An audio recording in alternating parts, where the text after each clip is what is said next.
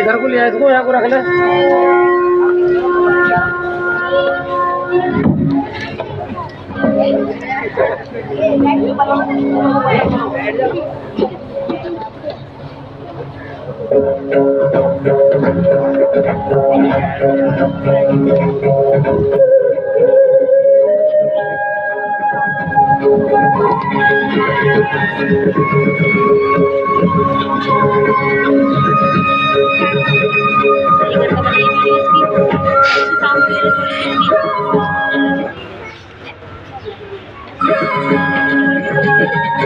इसकी आवाज बढ़ा लो, आ जाओ।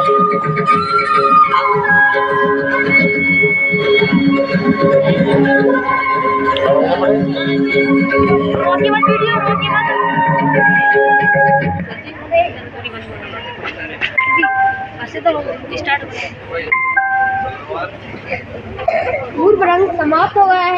चलो जो कुछ सीखा है उसका अभ्यास करें। यह नवीन प्रयोग में तनिक भी चूक नहीं होनी चाहिए। पूर्व अभ्यास आरंभ हो। तेज होगा, अभी तेज होगा। माइक कहाँ हो माइक? अरे ऐसे दे देना, हाथ में बैठिए।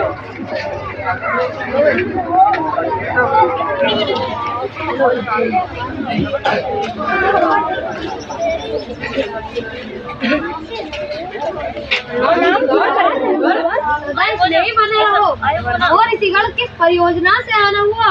हे मुनिवर, जब से आपने नाट्य शास्त्र की रचना की है तब से हमारे हृदय में कई प्रकार के प्रश्न उत्पन्न हो रहे हैं। उसी के उत्तर के लिए हम आपके पास आए हैं। पूछे निसंकोच पूछे। पूरी नाट्य कला की उत्पत्ति कैसी, इसका उद्देश्य क्या है? यह प्रश्न आपने बहुत अच्छा पूछा। यह प्रश्न केवल नाटकों नहीं बल्कि जीवन के सार को समझाने का माध्यम है। जब त्रेता युग में मनुष्य काम और लोभ से वशीभूत होकर अधर्म और संघर्ष की ओर बढ़ने लगा, तब इंद्र ने ब्रह्मा जी से प्रार्थना की कि ऐसा कोई माध्यम हो जिसमें देखना और सुनना एक साथ हो, जिसमें मनुष्य धर्म कर्म काम और मोक्ष के मार्ग पर लौट सके।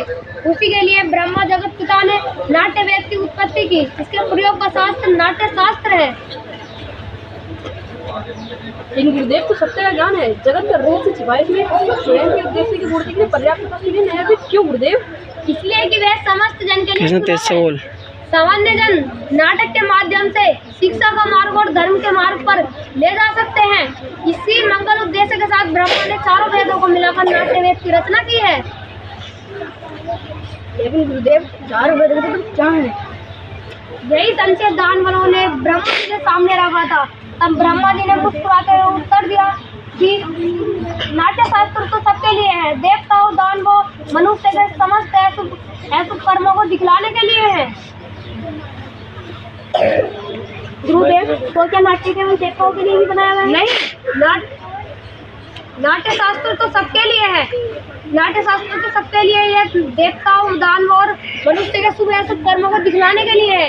इसमें समस्त शास्त्रों समस्त शिल्पों और समस्त कार्यों का भावों का प्रकट है। इसमें ये इस प्रकार हम धरती को स्वर्ग बना सकते हैं। अद्भुत। समस्त सृष्टि का समावेश लौकिक और अलौकिक बहुधर्मी सारे प्राणियों की प्रतिनिधि कला है। हाँ ऋषिगण, हम समस्त कलाओं का उद्गम कह सकते हैं या फिर कह सकते हैं समस्त कलाओं का संगम। गुरुदेव, नाट्य कला तो एक अद्भुत कला है। इतना ही जरूरी है कि जीवित रहने के लिए सांस लेने की जरूरत पड़ती है। फिर हमारा समाज इसे गति से क्यों नहीं देता? कला कर्म अन्यवार्य। हम तो कलाकार हैं, नित्य के नियंता नहीं। कला कर्म करना हमारा धर्म है। नित्य नियंताओं को हमारी आवश्यकता पूरी करनी होगी। उन्हें हमारी आराधना और सारे आवश्यकताओं को पूर्ण करना होगा। इस प्रकार हम धरती को स्वर्ग बना सकते हैं। निसंदेह मुनिवर, कलाविहीन समाज तो पशुओं का समान होता है। इसी आशा और अपेक्षा के साथ कि कला और कलाकारों को वही स्थान से जिसके वे अधिकारी हैं। तो पंचवेद समस्त वेदों का तो ज्ञान होता है। इसलिए मैंने पंचवेद को पंचम वेद कहकर पुकारा है। मेरे कर्म पुत्र आपके लिए अपने दोस्तों को तैयार कर रहे हैं। चलिए चलकर आनंद लीजिए।